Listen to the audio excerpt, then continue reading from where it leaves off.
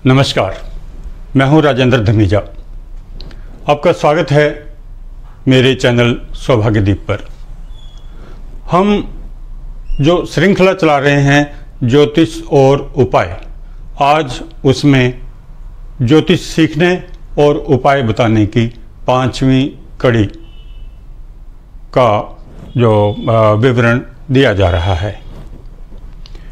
जो जन्म कुंडली है उसमें जन्म तिथि है 11/9/1988। यह एक पुरुष की कुंडली है। और जो तुला लग्न है,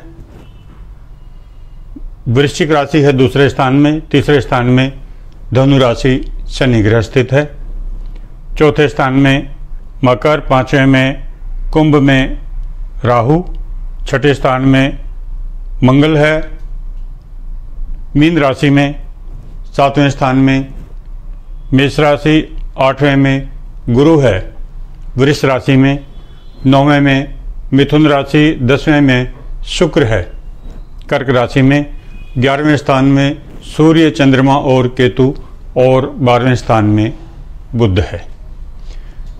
जैसा कि हम पहले भी बता चुके हैं, हम सामान्यतया जो जन्म स्थान और जन्म समय का विवरण नहीं देते, ताकि जिस व्यक्ति की जन्मपत्री है उसके बारे में गोपनीयता बनी रहे।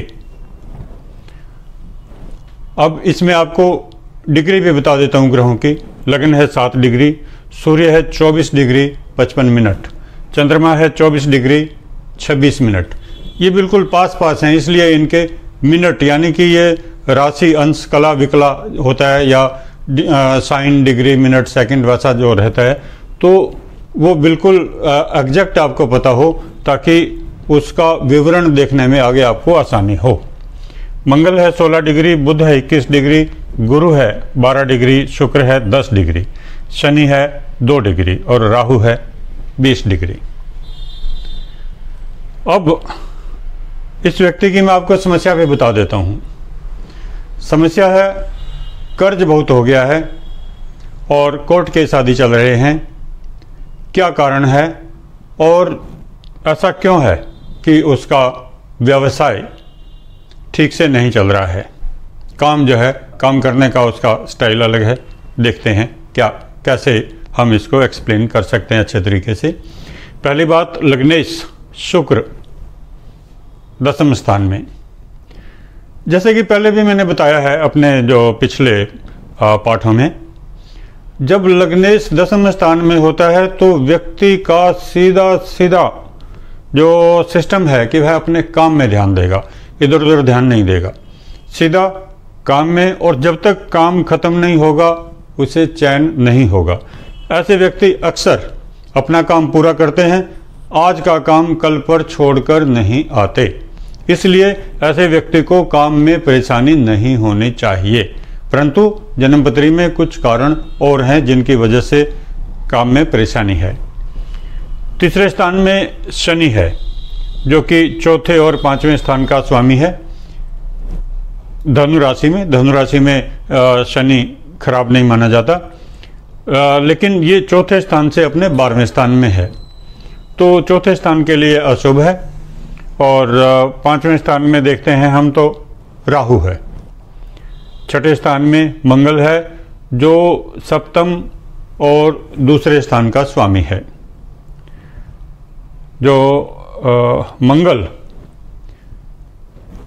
पाप ग्रह है, छठे स्थान में अशुभ फल नहीं देना चाहिए, लेकिन फिर भी जो छठे स्थान में यह अशुभ प्रभाव दे रहा है, ऋण रोग शत्रु का स्थान है।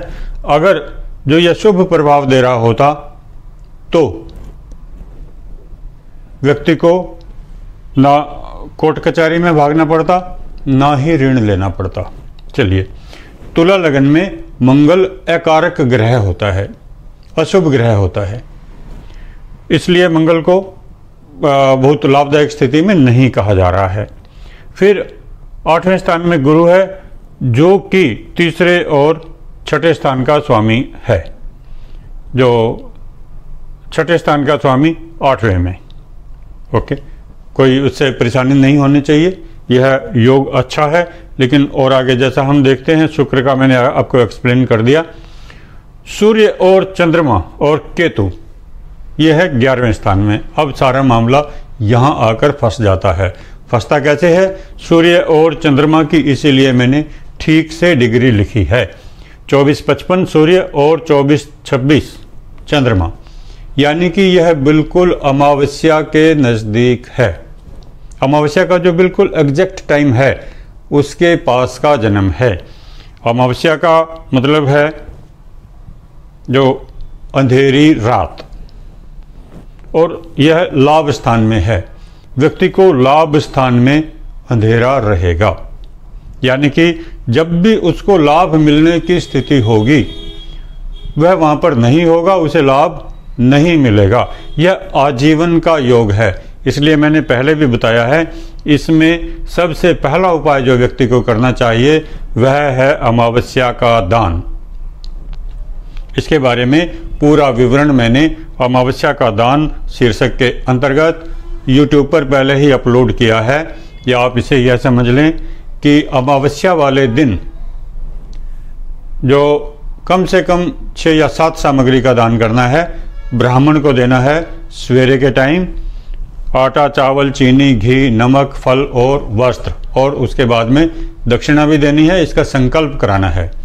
और उसके बाद में कुछ जल प्रवाह करने का नियम है, 108 कलदार, और कोई एक लॉकेट है जो रुद्र कवच नाम से, यह धारण करने से अमावस्या का प्रभाव समाप्त हो जाता है। अमावस्या का प्रभाव समाप्त होगा तो व्यक्ति को मानसिक शांति मिलेगी, सुख मिलेगा, समृद्धि मिलेगी, चैन मिलेगा।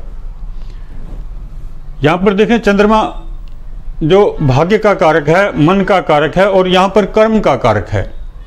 सूर्य के बिल्कुल साथ रहने से जो व्यवसाय का कारक है, कर्म का कारक है, वह बिल्कुल ही खराब स्थिति में आ चुका है, बिल्कुल ही पूर्णस्थ हो चुका है। इसलिए उसको कोई भी फल नहीं मिलता। ऐसे व्यक्ति को काम का कोई भी फायदा नहीं मिलता। काम वह करता है, फल किसी और को मिलता है। अगले स्थान में देखते हैं, बुध है, स्वग्रही, तकलीफ नहीं है, लाभदायक है। जो भाग्यस्थान का स्वामी बुध 12वें स्थान में है, यानी कि जो ऐसे व्यक्ति का भाग्य 12वें स्थान से जुड़ा है। 12वां स्थान होता है मोक्ष का, विदेश का। वह किसी विदेशी कंपनी में काम करे तो लाभ मिलेगा, विदेश से संबंधित व्यापार करे वहाँ से उसके पास में धन आएगा। इस तरीके के योग से उसे फायदा मिलेगा। अब हम देखते हैं इसमें बाकी परिस्थितियाँ क्या कहती हैं। जो कर्ज के मामले में जो स्थिति है, क्योंकि व्यक्ति का व्यवसायिक स्थान ही पीड़ित है, 10वां स्थान ही पीड़ित है। लग्नेश शुक्र 10वां स्थान में है। यह बता रहा है कि जो आदमी पूरे टाइम काम में ध्यान देगा, लेकिन काम का जो स्वामी है, 10वां स्थान का जो स्वामी है, वह चंद्रमा, वह सूर्य के साथ बिल्कुल पूर्णस्थ हो गया, तो काम का फल उसको नहीं मिलेगा। यानी कि निरंतर मेहनत करने के बाद भी ऐसे आदमी को कुछ भी लाभ नहीं मिलेगा। उपाय मैं बता चुका हूँ। इसी कारण से उसको धन उधार लेना पड़ता है, कर्ज लेना पड़ता है। तो बुध ठीक है, बुध की डिग्री है 21, बिल्कुल पूर्णतया बुद्धिमान व्यक्ति है, कहीं कोई खराबी नहीं है।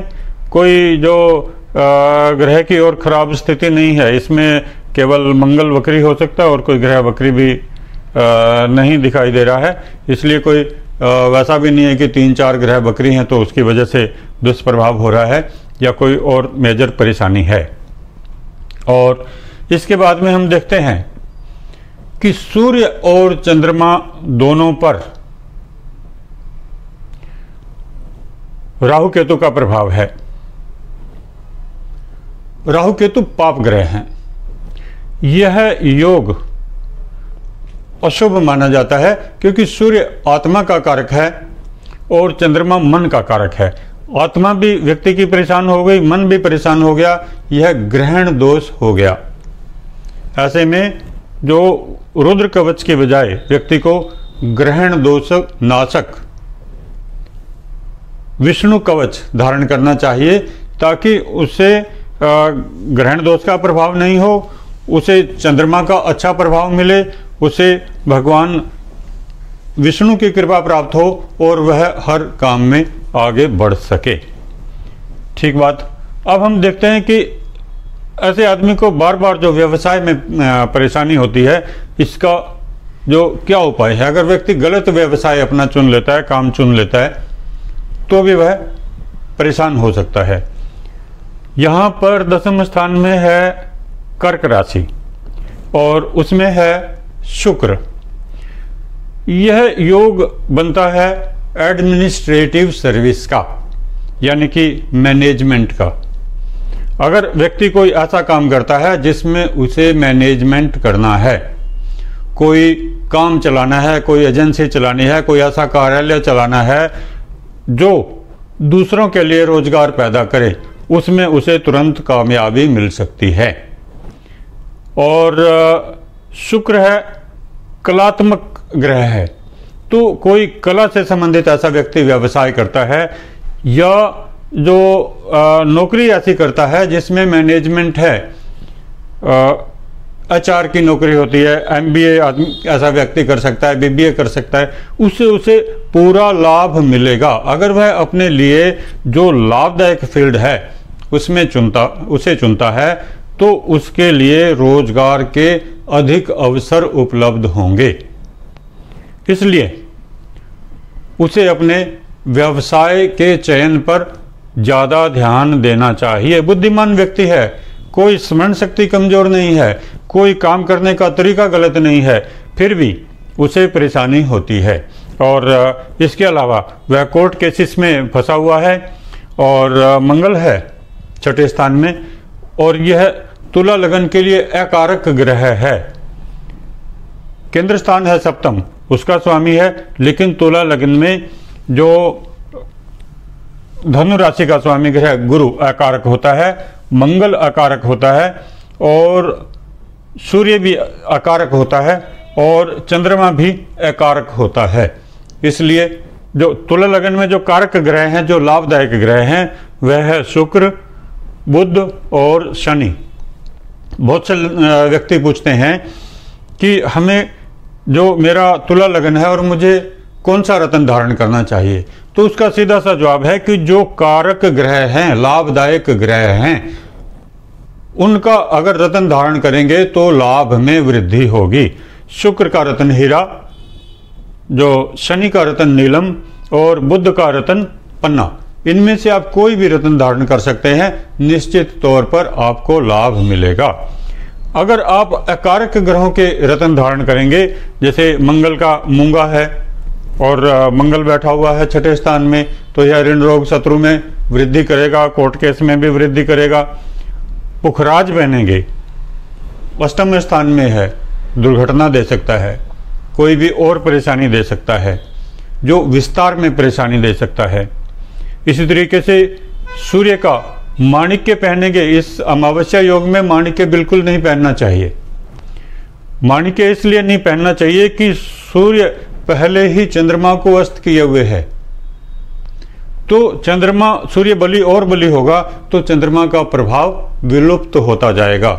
जितनी भी मानसिक शांति व्यक्ति को है वह भी कम हो जाएगी। इसके अलावा राहु केतु सूर्य के साथ में है, चंद्रमा के साथ में है, तो ग्रहण दोष है, ग्रहण दोष में भी वृद्धि होगी सूर्य का बल बढ़ने से।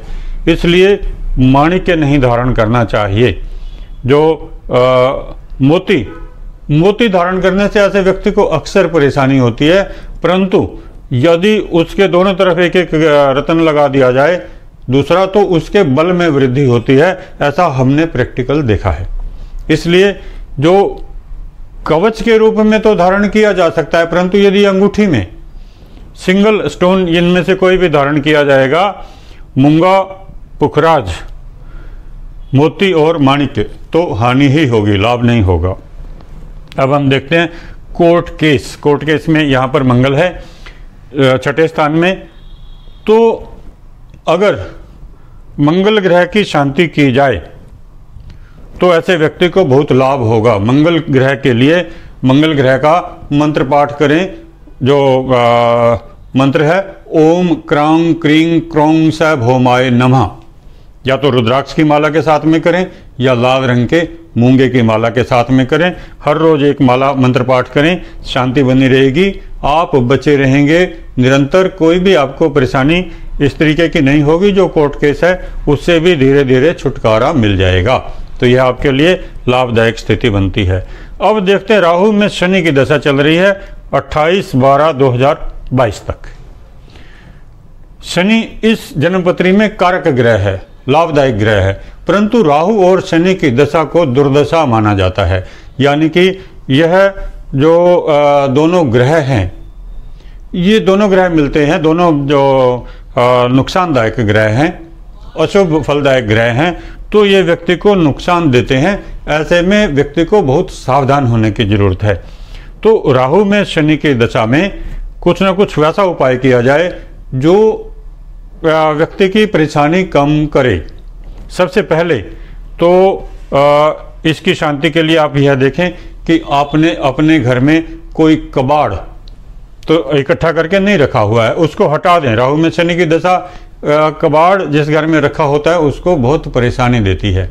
पुराने जूते रखे हों तो या तो आपने आगे इस्तेमाल करने हैं तो उनको साफ सुथरा करके बढ़िया करके उसको रखें, या उसको जो है हटा दें, दान कर दें। कहीं भी मंदिर के सामने शनिवार को रख के आएँ ताकि आपको राहु में शनि की दशा में खराब रिजल्ट ना मिले। इसके अलावा जो राहु में शनि की दशा में एक उपाय और करें, काली दाल लें, महासाबुत या उड़द कह सकते हैं, 800 ग्राम, 8 अंक शनि का होता है, उसमें एक सिक्का डालें और उसके बाद में उसको सिर के नीचे रखें। मंगलवार, बुधवार, वीरवार, शुक्रवार रात्रि में, और शनिवार को उठा के कहीं भी पीपल पर चढ़ाएं और साथ में जल भी चढ़ाएं। आपको यह राहु शनि के दोष से बहुत मुक्ति मिलेगी। इसके अलावा आप शनि मंदिर में जाकर तेल का दीपक जलाएं, नारियल चढ़ाएं और पूजा पाठ करें। जो भी मंत्र पाठ करें, जो भी कर सकते हैं उतना करने से आपको शांति मिलेगी, समृद्धि मिलेगी।